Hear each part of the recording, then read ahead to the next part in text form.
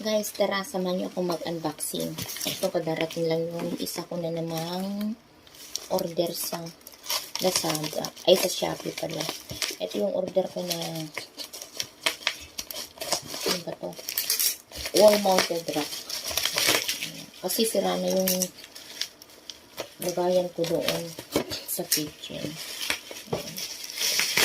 Tingnan natin kung tama ba itong binigay nila na order ko. Kasi dati ang mahal ito nakasale kasi kaya bumili na ako.